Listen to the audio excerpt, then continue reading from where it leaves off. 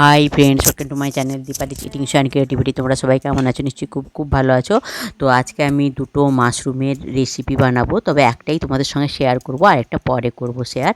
তো দেখো, তোমাদের দাদাভাই ওই খড়ের মাশরুম বা খড়ের ছাতু যেটাকে বলে না, ওটাই নিয়ে এসেছিলো। তো আজকে আমাদের আমিষের দিন, প্রায় তোমাদের দাদাভাই নিরামিষের দিনই আনে, আমিষের দিন আনে না। তো আজকে আমিষের দিনে এনেছিল, তো তাই জন্য বড়াও করেছিলাম আমিষে, তো সেটা পরে দেবো। এটা আমি একটা অন্য ধরনের ছাতু মানে মাশরুমের রেসিপি করছি, তাই তোমাদের সঙ্গে শেয়ার করছি। তো দেখো, মাশরুমটাকে আমি ভালো করে ধুয়ে নিয়েছি, ধুয়ে নিয়ে নুন হলুদ দিয়ে ভালো করে চটকে নিচ্ছি, কেননা মাশরুমের ডাঁটাগুলো থাকে, তো তাই ভালো করে হাত দিয়ে চটকে নিলে না ওগুলো ভালো করে ম্যাশ হয়ে যায়।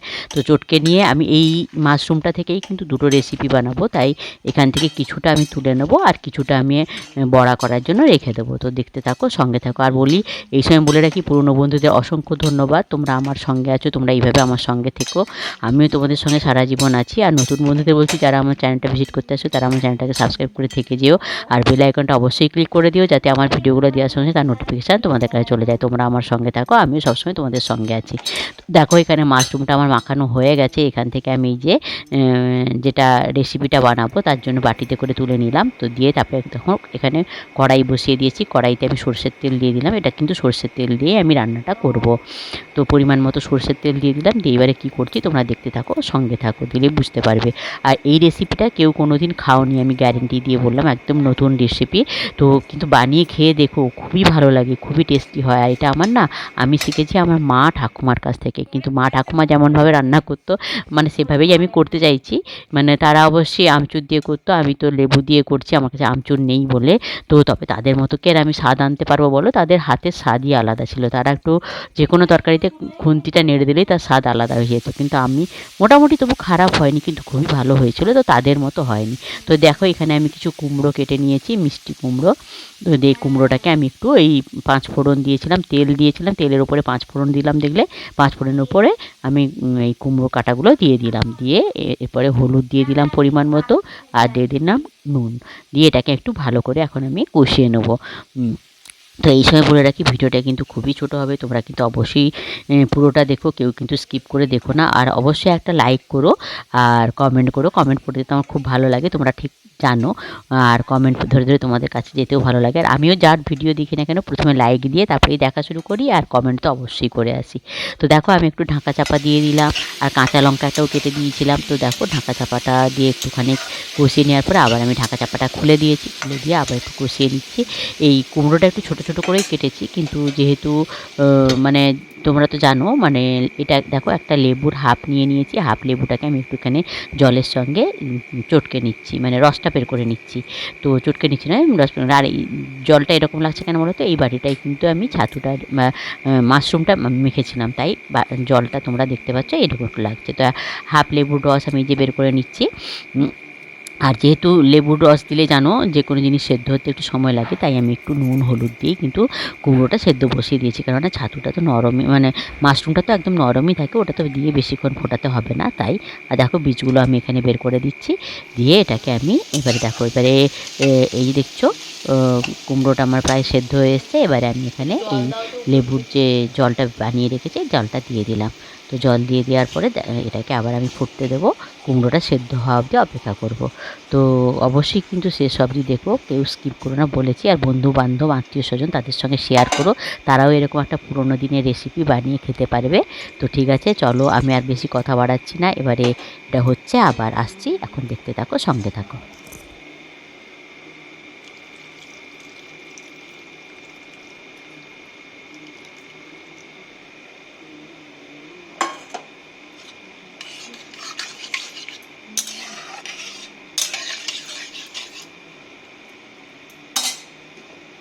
তো দেখো বন্ধুরা, আমি এখানে যতটা জল লাগবে, মানে অ্যাকচুয়ালি তরকারিটা না একটু মাখা মাখা হবে, তাই পরিমাণ মতো জল দিয়ে দিয়েছি। তারপর দিয়ে দিলাম একটু চিনি, আর চিনি দিলে এর স্বাদটা কিন্তু খুবই ভালো হবে, তাই তোমরাও কিন্তু চিনি দিও। আর এখানে দেখো, চিনি দিয়ে আমি ঢাকা চাপাটা দিয়ে দিয়েছিলাম। তো এবারে ফুটছে, এবার দেখো, ফোটা যখন শুরু হয়ে গেছে এবং কুমড়োগুলো প্রায় সেদ্ধ হয়ে গেছে, তখন আমি ওই যে ছাতুটা তুলে রেখেছিলাম, মানে নুন হলুদ মাখানো ছাতুটা, ওইটাই আমি এখানে মিশিয়ে দিলাম।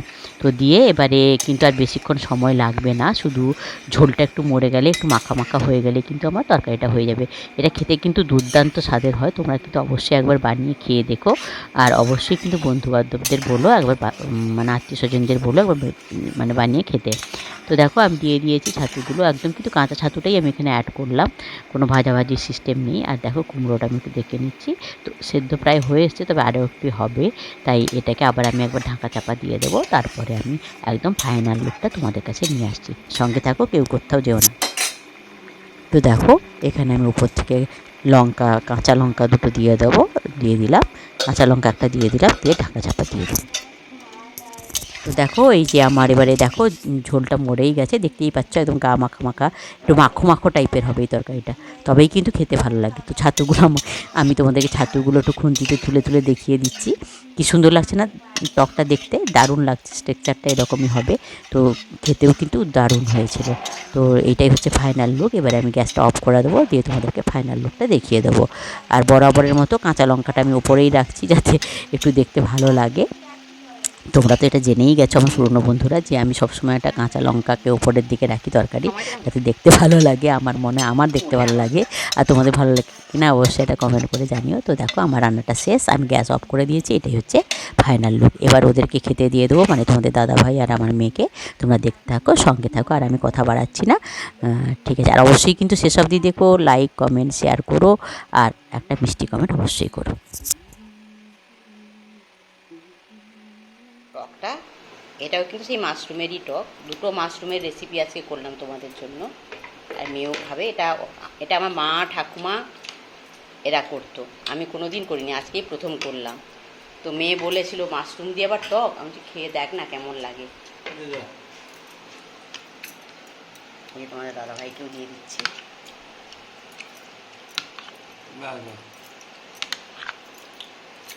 দেখো তুমিও তো কোনোদিন মনে খাওনি, খেয়ে দেখো আছে কেমন। মা ঠাকুমার মতো স্বাদ তো আনতে পারবো না, তো যাই হোক মোটামুটি তাদের কাছাকাছি হয়তো যেতে পারে।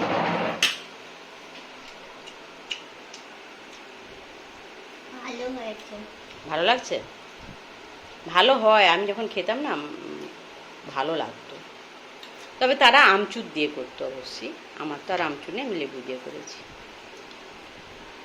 তো শুধু ছাতুরও টক হয়, মানে সবজি না দিয়ে, একটা সবজি দিয়ে করলাম, কেন শুধু ছাতু টক করতে তখন অনেকটা ছাতু লাগবে, যেহেতু ছাতুর দুটো, মানে যেহেতু মাশরুমের দুটো রেসিপি করছি না, ওই জন্য।